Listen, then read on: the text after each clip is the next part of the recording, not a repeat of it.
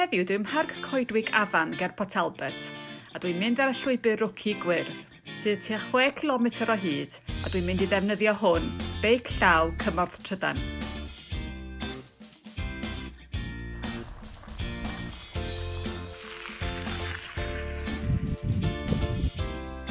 Ar ddechrau'r llwybr, mae yna cwpl o lefydd lle mae yna 2 glogfaen tua 80 cm oddi wrth ei gilydd.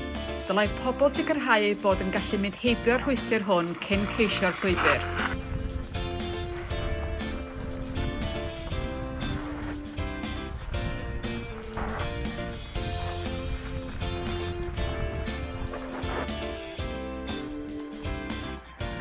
Pan basiwch o dan y bont ffordd, trowch i'r chwith ar y llwybr tarmac.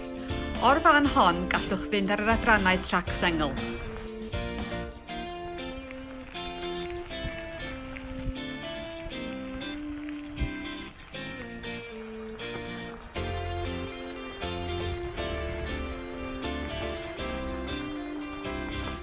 Mae llwybr rwci yn mynd â chi ar hyd hen reilffordd a thrwy coetiroedd gan roi amrywiaeth o bethau i chi ei gweld.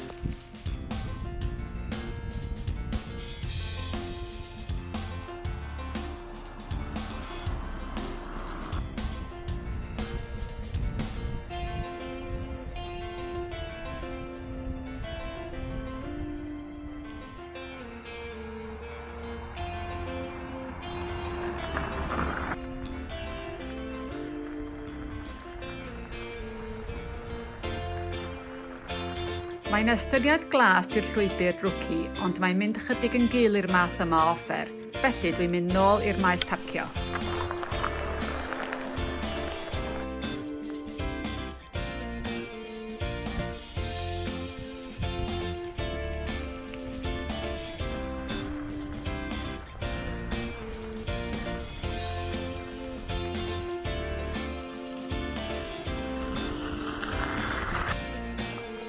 Ar ôl i chi basio dan y bont ffordd eto, mae rhaid i chi ddringo yn ôl i ddechrau'r llwybr.